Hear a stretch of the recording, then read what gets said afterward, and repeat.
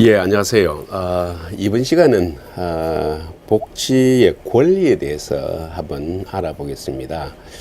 그 복지 확대를 주장하는 많은 사람들은 이를 뒷받침하는 논리로 복지를 수혜할 권리가 있다는 이런 그 논리를 많이 펴니다. 권리란 말은 상당히 좋은 말입니다. 그렇기 때문에 이 권리가 복지란 이 말하고 같이 붙어서 굉장히 파괴력을 가지고 있습니다. 오늘은 이 복지 권리에 대해서 한번 생각해 보도록 하겠습니다. 사실 이 복지 권리라는 것은 일반적으로 많이 통용되고 있는데요. 근거는 우리 헌법에 명시가 되어 있습니다.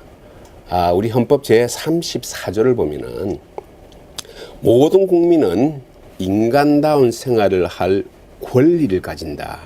이렇게 명시가 되어 있습니다. 바로 이 조항을 가지고 정부가 복지를 의무적으로 해야 되고, 또 수혜자 입장에서도 복지 받는다 해가지고 기죽지 말고 떳떳하게 복지를 주장할 수 있는 그런 권리가 있다 하는 그런 논리로 많이 사용되고 있습니다. 사실 이제 이 조항은 국제적으로 좀 비교를 해봐도 우리나라에서 이 헌법에서 가지게 된 어떤 근거를 보면은 많은 이 법에서 그렇지만은 일본의 경우를 많이 참조를 했습니다. 일본에도 정확하게 이 조항이 있습니다.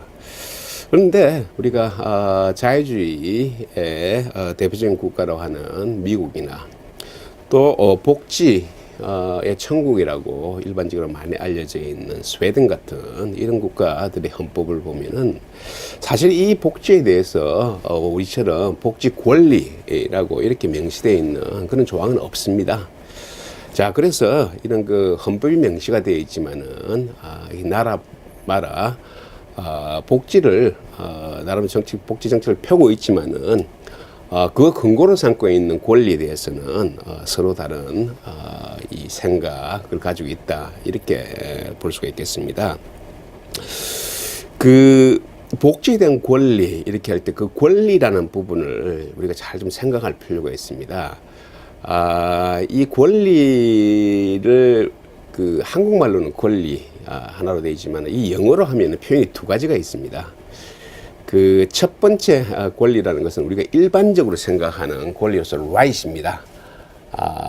영어로 right이 바로 이제 권리, 이렇게 이 번역이 되고 있죠. 그런데 이때 right로서의 권리라는 것은 기본적으로 타인의 어떤 자유라든지 이것을 침해하지 않는 범위 내에서의 권리입니다.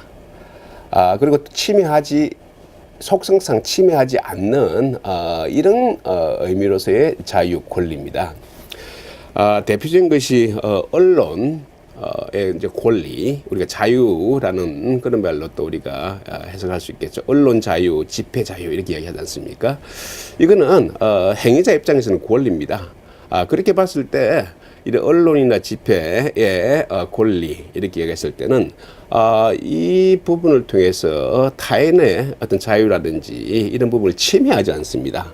그러니까 자기 자신의 자유 권리를 나름대로 향유하기 위해서 타인의 자유나 권리를 침해하지 않는 이런 경우에 권리가 right입니다. 그런데 한번 생각해 보십시오. 복지에 대한 권리. 복지는 반드시 비용을 필요로 합니다. 정부에서 제공을 해 주기 때문에 정부가 이렇게 도깨비 방망이를 하나 가지고 있는 것이 아닙니다. 정부는 스스로 부를 창출할 수 있는 그런 이 기관이 아닙니다. 정부에서 하고 있는 모든 일은 국민들이 부담하는 것입니다. 그것이 바로 세금입니다. 그래서 정부에서 복지를 하고 있다면은 그 복지는 국민의 세금에 의해서 이루어지는 것입니다. 자, 그러면은 기본적으로 복지를 제공하기 위해서는 국민들의 세금이라는 경제적 희생이 따라야 되는 것입니다. 복지로서의 권리라는 것은 분명히 재원을 필요로 하기 때문에 국민의 세금을 이 전제로 하기 때문에 세금이라는 것은 다시 말씀드려서 국민의 경제적인 희생입니다. 복지를 제공하기 위해서 또 다른 누군가의 경쟁 이 희생이 뒷받침되어야지만이 이런 복지를 제공할 수 있는 것입니다. 이때의 권리라는 것은 right이 아니고 영어로 entitlement입니다. entitlement. 이 영어가 조금 이제 어려운다는데요. 여러분도 한번 이 사진 한번 찾아보십시오. entitlement 보면은 권리, 자격, 수혜권 이렇게 번역이 되어 있습니다. 자, 우리는 우리말로는 권리 이렇게 한 단어로 사용하고 있지만은 영어로서는 개념이 두 가지로 나뉘는 것입니다. 첫 번째 right로서의 권리가 있고 두 번째는 entitlement로서의 권리가 있는 것입니다. right의 권리라는 것은 타인의 경제적 희생이 필요로 없는 이런 권리입니다. 반면에 복지 권리 같은 이 권리라는 것은 분명히 타인의 경제적 희생이 전제가 돼야지만이 이 혜택을 받을 수 있는 권리입니다. 그것은 다시 말씀드려서 entitlement로서의 권리입니다. 이 두 차이점을 우리는 이 왕왕 잊어버리고 마치 복지 권리라는 것이 right로서의 권리로 이렇게 인식하기 때문에 이 복지를 확대를 주장하는 많은 전문가들은 이 복지 권리를 주장하면서 이 수혜자에 대한 어떤 권리를 강조하고 그것이 정부의 의무이기 때문에 이런 복지 확대가 더 점차적으로 커져야 된다 이런 것을 주장하고 있는 것입니다. 그래서 분명하게 말씀드리는 것은 복지 권리는 우리가 일반적으로 생각하는 어떤 뭐 이 언론의 어떤 권리라든지 집회의 권리라든지 이런 거하고는 완전히 다른 이런 권리이기 때문에 그러면은 나타나는 것이 그다음 생각해야 되는 것이 어느 정도의 경제적 희생을 이 바탕으로 해서 이런 복지의 권리를 만족시켜야 되냐 하는 것입니다. 자, 이런 그 권리, 두 가지 형태의 권리를 여러 군데, 우리 주위에 여러 방면에 응용을 할 수 있겠습니다. 예를 들어서 제가 한 가지 말씀드리겠습니다. 여러분 전철을 타게 되면은 거기 노약자석이 있습니다. 구석에 이제 노약자석 한 뭐 서너 석 정도의 좌석이 마련되어 있는데요. 이 노약자 이 석은 노약자의 권리를 위한 것이라고 이야기를 했을 때 그 권리는 무엇이겠습니까? right로서의 권리 같으면은 거기에 건강한 사람이 앉게 되면은 이 노약자의 권리를 침해하는 것입니다. 어떻게 보면 수갑을 쳐야 되는 그런 범법행위가 될 수 있는 것입니다.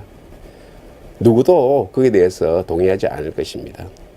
우리가 지하철에 있는 노약자석이라는 것은 기본적으로 노약자의 권리가 아니고 사회적 배려입니다. 건강한 사람이 그 정도는 우리가 희생해서 하더라도 노약자를 위해서 우리가 배려할 수 있다 하는 조금의 희생을 발판으로서 이루어지는 노약자들의 권리인 것입니다. 자, 이런 관점으로 우리가 모든 어떤 정책이라든지 어떤 실상을 봐야 되는 것이지 무슨 권리라고 이렇게 해가지고 권리만 주장하게 되면은 반드시 거기에 따르는 잘못된 왜곡이 나타나게 되는 것입니다.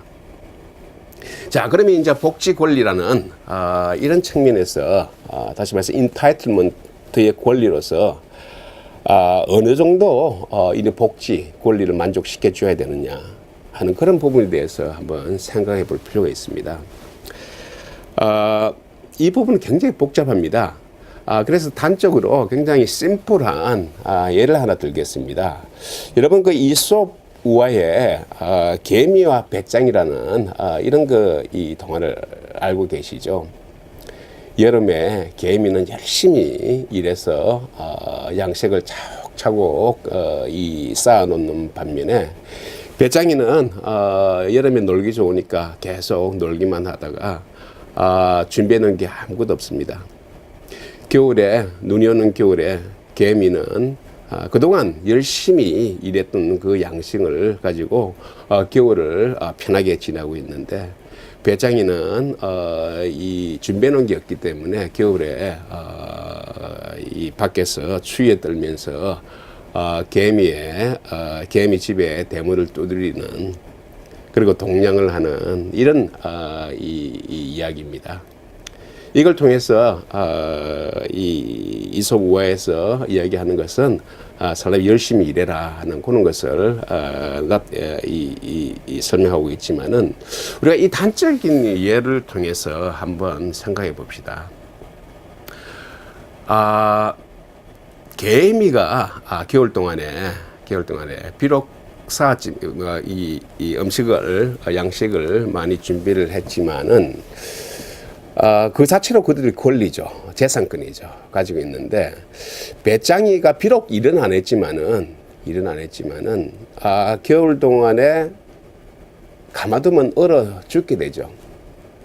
자, 그럴 때 개미가 배짱이에게 양식을 하나 주어야 되느냐 말아야 되느냐 하는 그런 부분에 대해서 한번 생각해 볼 필요가 있다는 것입니다. 자, 아마 여러분들도 그렇게 생각할 겁니다.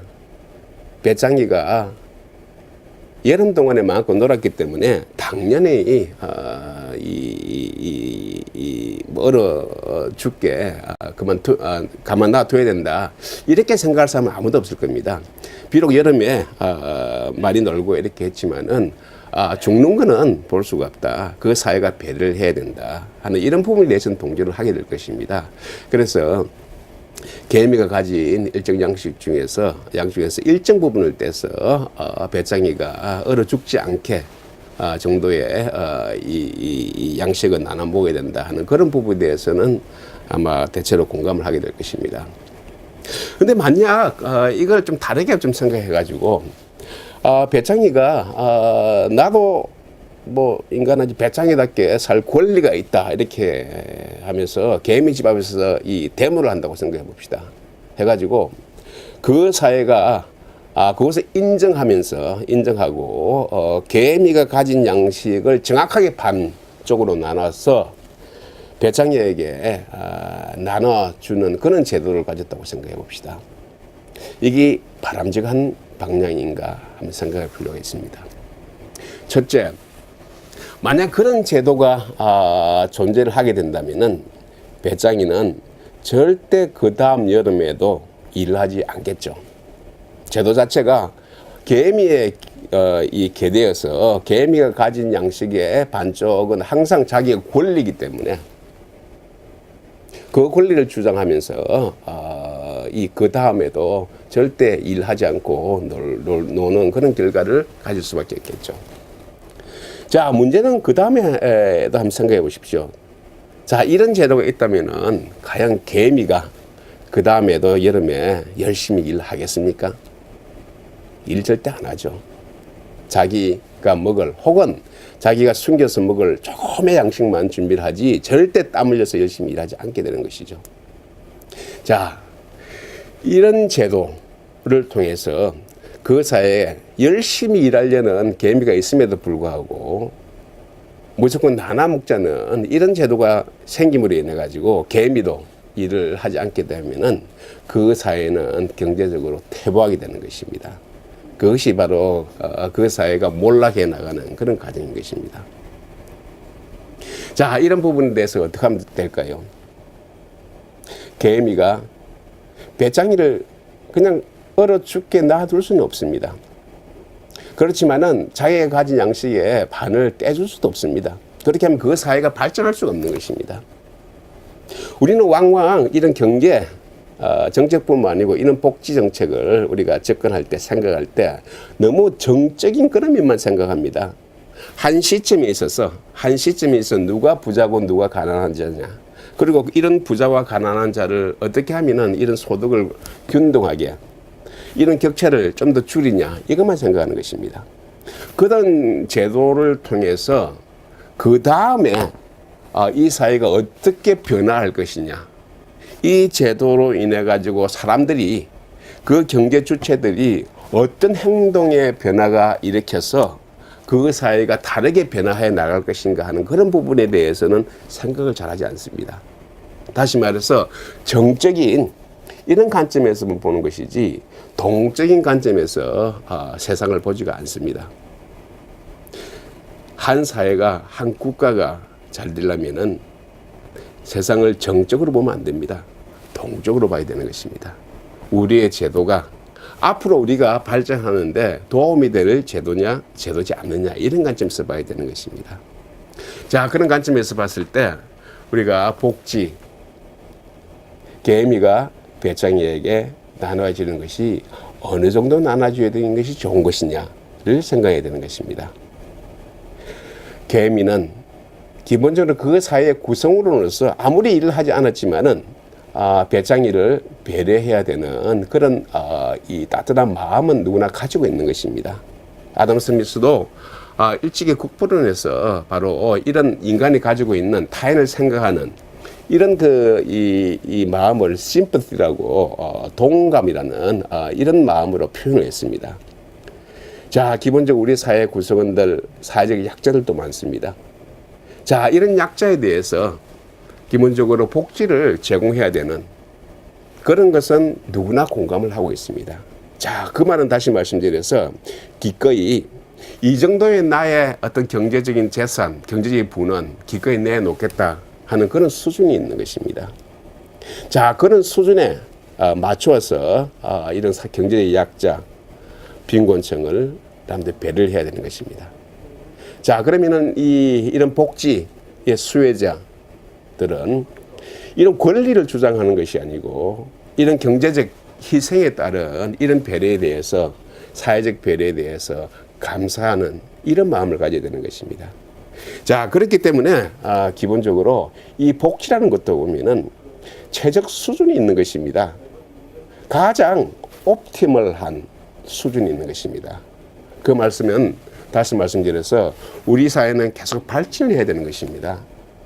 복지 권리를 주장하면서 복지가 확대되면 될수록 좋은 것이고 복지 정책을 많이 하면 할수록 좋다고 이래 생각하게 되면은 대한민국 그 사회의 미래는 발전할 수가 없는 것입니다. 우리 사회는 끊임없이 발전을 해야 되는 것입니다. 선진국도 선진국 진입도 해야 되는 것입니다. 그러면서도 우리 사회가 가지고 있는 사회적 약자, 빈곤층을 동시에 배려를 해야 되는 것입니다. 이 두 가지 정책 목표를 동시에 만족시켜야 되는데 불행히도 이 두 가지 정책 목표를 동시에 만족시키기가 어렵습니다. 그래서 우리가 생각해내는 개념이 주로 경제학에서 많이 이야기하고 개념이 바로 옵티멀한 가장 최적의 수준의 복지 지출이 얼마인가 하는 것입니다. 우리 사회는 지금 복지 권리라는 이런 말을 통해서 복지가 확대될수록 좋다는 이런 논지를 많이 펴고 있습니다.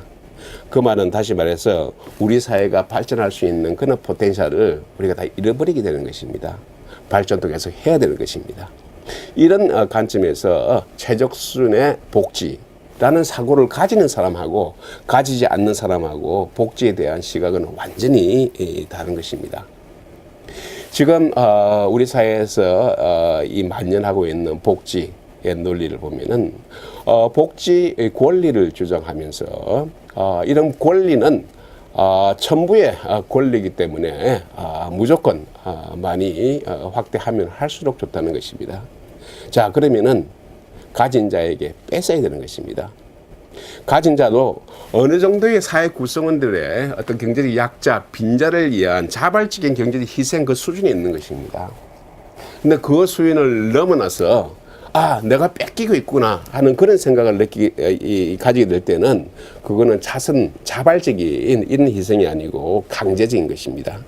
자, 이렇게 되면은 가진 자와 가지지 않는 자 간에 분열이 나게 되는 것입니다.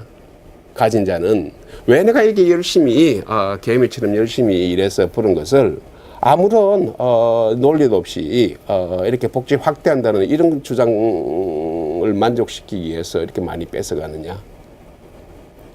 그래서 뺏기지 않으려고 저항을 하게 되는 것입니다. 반면에 복지 수혜자는 복지 권리입니다. 이것은 나는 이 하늘에서 받은 권리이기 때문에 떳떳한 것입니다. 사회에 대한 어떤 감사가 없습니다. 그 배려에 대한 감사가 없습니다. 그러면 한쪽에서는 뺏기지 않으려고 나름대로 저항을 하게 되고, 한쪽에서는 권리이기 때문에 자연스럽게 받게 되고 그 권리를 더 누리려고 하게 되면은 그 사회는 분열하게 되는 것입니다. 왕왕 우리 사회는 사회 통합이라는 이런 이 말을 많이 하고 있습니다. 실제로 우리 사회에서 사회 통합은 굉장히 중요한 어떤 정책 이슈입니다. 이런 사회를 통합하기 위해서 나오는 정책 수단을 보면은 많은 경우에 복지를 확대하자 하는 이런 이야기를 많이 하고 있습니다. 저는 거꾸로 사회 구성원들의 어떤 동의가 없는 무조건적 복지 확대는 사회를 통합시키는 것이 아닙니다. 오히려 사회를 분열시키는 것입니다.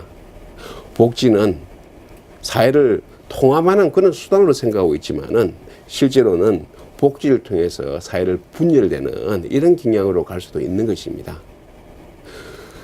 복지에 대한 균형된 그런 감각이 필요합니다. 복지는 무조건 확대한다고 좋은 것이 아니고 우리 사회에서 가장 맞는 최적의 수준이 존재하고 있습니다. 그런 개념을 우리는 가질 필요가 있습니다. 감사합니다.